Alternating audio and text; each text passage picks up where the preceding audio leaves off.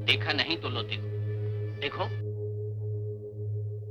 अम्मा, हाँ यार, यहाँ तो एक एक मिनट मुश्किल से गुजर रहा है। आप इसे कुर्बानी कहते हैं? हाँ। अम्मा, ये कुर्बानी नहीं, कत्ल है दोस्त का, जो आप कर रहे हैं। सुभान अल्लाह। खुदा आबाद रखे लखनऊ को, फिर गनीमत है। रहमान अपने जमाने का एक जबरदस्त अदाकार। आइए छोटे बाबू, आइए। नमस्कार नमस्कार नमस्कार। अपनी रौबीली आवाज और एरिस्टोक्रेटिक पर्सनैलिटी से स्क्रीन पर रहमान किसी हीरो से कम ना लगते थे। मैं चौधरी वंश का मर्द हूँ छोटी बहू, गर्म खून है मेरी रगों में। एयरफोर्स की नौकरी छोड़कर फिल्मों में काम करने आए रहमान ने ज्यादातर नेगेटिव शेड वाले कैरेक्टर निभाए थे और अपने इन्हीं कैरेक्टर्स के दम पर रहमान 50 और 60 के दशक के टॉप एक्टर्स में शुमार हो गए थे। अम्मी जान, देखिए मैं आपके लिए क्या लाया हूँ। पीर साहब के मदार का सबर। किस्सा टीवी आज गुजरे जमाने के दमदार बॉलीवुड एक्टर रहमान की कहानी कहेगा। रहमान की जिंदगी से जुड़ी कई रोचक और अनसुनी बातें आज हम और आप जानेंगे। ये क्या कहा तुमने? रहमान का जन्म हुआ था 23 जून 1921 को लाहौर में। ये एक पठान परिवार से थे। बताया जाता है कि साल 1905 में इनके पुरखे अफगानिस्तान से भारत के पंजाब आए थे और यहाँ बस गए थे। रहमान जब छोटे ही थे तो इनका परिवार मध्य प्रदेश के जबलपुर शहर आ गया था। रहमान की पढ़ाई लिखाई जबलपुर से ही हुई थी। जबलपुर के रॉबर्टसन कॉलेज से इन्होंने अपना ग्रेजुएशन कंप्लीट किया था। ग्रेजुएशन के बाद साल 1942 में रहमान ने बतौर pilot royal British air force join कर ली और ट्रेनिंग के लिए पूना आ गए। लेकिन एयरफोर्स की नौकरी में इनका दिल नहीं लगा, सो अपनी वो नौकरी छोड़कर इन्होंने पूना की प्रभात फिल्म कंपनी ज्वाइन कर ली, इस इरादे से कि यहाँ पर ये फिल्म मेकिंग की ट्रेनिंग लेंगे। उस जमाने के दिग्गज डायरेक्टर विश्राम बेडेकर ने इन्हें अपना थर्ड असिस्टेंट बना लिया। उन दिनों विश्राम बेडेकर लाखा रानी फिल्म की शूटिंग कर रहे थे और रहमान को इसी फिल्म के लिए उन्होंने अपना असिस्टेंट बनाया था।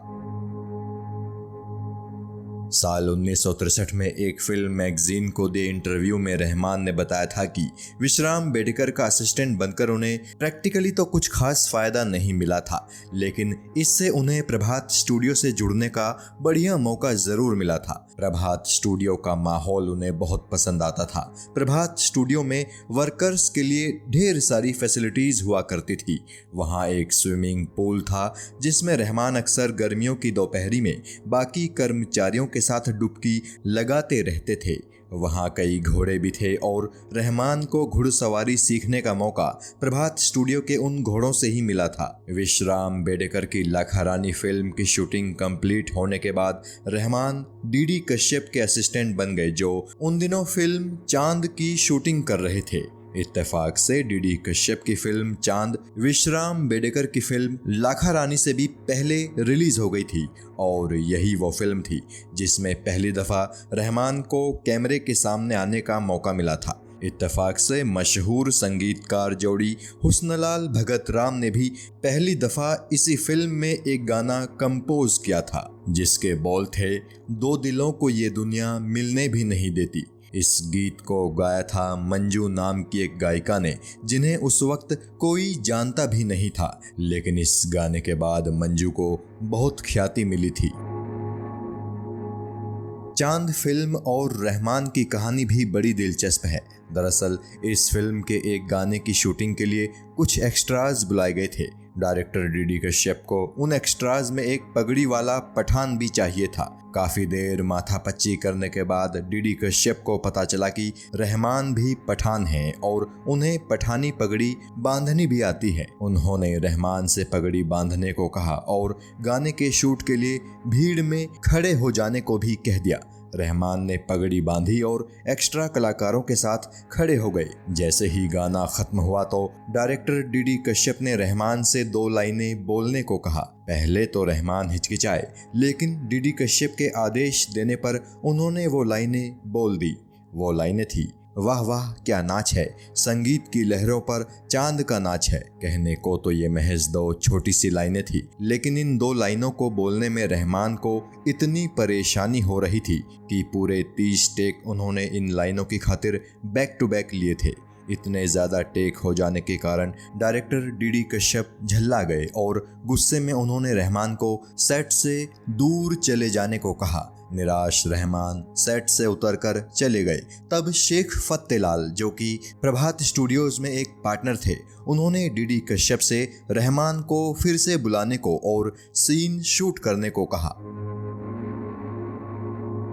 शेख फत्तेलाल के कहने पर रहमान को वापस बुलाया गया और आखिरकार 50 टेक के बाद डीडी कश्यप ने सीन को ओके कर दिया। लेकिन एक बात जो किस्सा टीवी ने अपनी रिसर्च में पाई है वो ये कि चूंकि रहमान ने इतने ज़्यादा टेक्स उस डायलॉग को बोलने में ले लिए थे कि डीडी कश्यप उनसे बुरी तरह से खिन्न हो गए थे, तो उन्होंने 2 अन्य एक्टर्स के साथ ये दोनों लाइनें वाह वाह क्या नाच था, संगीत की लहरों पर चांद का नाच था शूट कर ली थी और फिल्म की फाइनल एडिटिंग में इन्हीं लाइनों को ही लिया था। अगर आप YouTube पर मौजूद चांद फिल्म को देखेंगे तो फिल्म शुरू ही गाने से होती है और इसी गाने के बाद 2 कलाकार आपको एक्ट्रेस के सामने ये लाइनें बोलते दिखाई देंगे और उन दोनों में से किसी के सिर पर पठानी पगड़ी भी नहीं है। यानी रहमान ने कैमरे के सामने पहली दफ़ा एक्टिंग चांद फिल्म में ज़रूर की थी, लेकिन इस फिल्म में उनके सीन को डायरेक्टर डीडी कश्यप ने काट दिया था और इसी घटना के बाद रहमान ने फैसला कर लिया कि अब वो एक्टर ही बनेंगे। रहमान को एक्टिंग करने का अगला मौका मिला साल 1946 में आई फिल्म हम एक हैं में। ये फिल्म भी प्रभात फिल्म कंपनी की ही फिल्म थी और कहा जाता है कि शेख फत्तेलाल ने ही रहमान को इस फिल्म में एक्टिंग करने का मौका दिलाया था। इत्तेफाक से यही फिल्म सदाबहार देव आनंद की भी पहली फिल्म थी। इस फिल्म में रहमान के किरदार का नाम यूसुफ था, जो दुर्गा खोटे का गोद लिया बेटा था और देवानंद का धर्म भाई भी था। इस फिल्म में रहमान ने जबरदस्त एक्टिंग की थी। 2 सालों की कड़ी मेहनत का फल रहमान को आखिरकार मिल ही गया और इसके बाद रहमान ने कभी पीछे मुड़कर नहीं देखा। रहमान ने कई फिल्मों में बतौर हीरो काम किया था, जैसे 1946 की शाहजहां, 1946 की नरगिस, 1947 की तोहफा, 1948 की प्यार की जीत, 1949 की पारस, 1949 की ही बड़ी बहन और 1950 की परदेस। लेकिन बतौर हीरो इनकी फिल्में सफल ना हो सकी। रहमान ने सपोर्टिंग रोल करने शुरू कर दिए। इत्तेफाक से इस वक्त तक गुरुदत्त से रहमान की बढ़िया दोस्त हो गई थी और ये गुरुदत्त ही थे जिन्होंने रहमान को फिल्म इंडस्ट्री में वो मुकाम दिलाने में मदद की थी जिसका ख्वाब कोई भी एक्टर देखता है। गुरुदत्त के साथ रहमान की पहली फिल्म थी प्यासा, जो कि साल 1957 में रिलीज हुई थी। पूरे 7 साल बाद इस फिल्म से रहमान सिल्वर स्क्रीन पर वापसी कर रहे थे, लेकिन इस दफ़ा वो हीरो नहीं बल्कि फिल्म में एक नेगेटिव शेड वाला किरदार निभा रहे थे। उनके किरदार का नाम था मिस्टर घोष, जो कि एक नामी पब्लिशर था और फिल्म के हीरो से नफरत करता था। रहमान ने मिस्टर घोष का ये रोल बहुत जानदार तरीके से निभाया था। इस फिल्म के बाद तो रहमान गुरुदत्त की फिल्मों का परमानेंट फेस बन गए। 14वीं का चांद हो या फिर साहिब बीबी और गुलाम हो, इन दोनों ही फिल्मों में रहमान की अदाकारी को भला कौन भूल सकता है। साल 1963 में आई फिल्म ताजमहल में रहमान ने मुगल बादशाह जहांगीर का रोल बड़े ही प्रभावशाली ढंग से निभाया था। 1966 की दिल ने फिर याद किया में रहमान नवाब मिर्जा के रोल में दिखे थे, जबकि उससे पहले 1961 में आई धर्मपुत्र में शशि कपूर के दोस्त जावेद की भूमिका में भी रहमान को काफी पसंद किया गया था। वक्त फिल्म के चिनॉय सेठ का किरदार आज भी लोगों के ज़हन में ताज़ा है। वहीं मेरे हमदम मेरे दोस्त के अजीत नारंग और बहारें फिर भी आएंगी के मिस्टर वर्मा के रंगीन मिजाज किरदारों को भी रहमान ने बखूबी जिया था। रहमान की निजी जिंदगी के बारे में बहुत ही कम जानकारियां मिलती हैं। अपने जीवन काल में वो इंटरव्यू वगैरह से ज़्यादातर दूर ही रहते थे। रहमान का मानना था कि उनका काम उनकी पहचान बनाने के लिए काफ़ी है। लेकिन जो भी थोड़ी बहुत जानकारियां उनके बारे में उपलब्ध हैं वो हम अपने दर्शकों को जरूर देंगे। साल 1947 में जब देश का बंटवारा हुआ था तो रहमान के परिवार के कई लोग पाकिस्तान चले गए थे। हालांकि रहमान ने भारत में ही रुकने का फैसला किया। पाकिस्तान जाने वालों में रहमान के एक भाई भी थे। रहमान के उसी भाई के बेटे यानी रहमान के भतीजे फैसल रहमान और फसीउर रहमान आज पाकिस्तान में नामी चेहरा हैं। फैसल रहमान एक एक्टर हैं और फसीउर रहमान एक क्लासिकल डांसर हैं। जिस ज़माने में रहमान फिल्मों में बतौर हीरो काम कर रहे थे उस ज़माने में उन्होंने सुरैया के साथ भी कुछ फिल्में की थी। रहमान सुरैया से प्यार करने लगे थे और उनसे शादी करना चाहते थे, लेकिन उस जमाने में सुरैया देव आनंद को चाहती थी। फिर जब देव आनंद संग सुरैया का रिश्ता खत्म हुआ तो उन्होंने कभी शादी ना करने का फैसला कर लिया और कभी शादी ना करने के सुरैया के इस फैसले से रहमान का दिल बुरी तरह टूट गया था। कहा जाता है कि रहमान अपनी एक गर्लफ्रेंड के साथ मुंबई में रहते थे और बाद में उन्होंने उसी के साथ शादी भी कर ली थी। रहमान की पर्सनल लाइफ के बारे में इससे ज़्यादा जानकारियां नहीं मिलती हैं।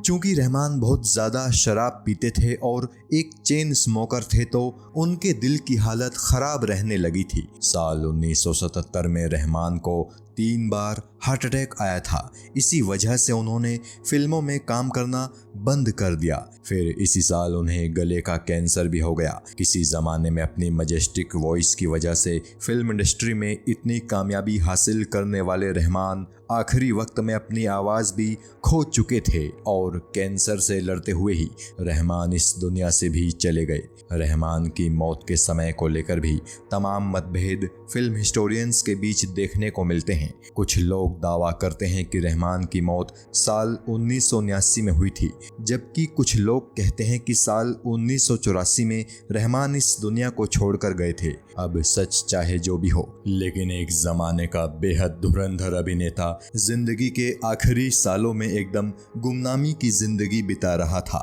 मगर किस्सा टीवी रहमान को याद करते हुए उन्हें नमन करता है और फिल्म इंडस्ट्री में उनके किए योगदान के लिए उन्हें सैल्यूट भी करता है। जय हिंद।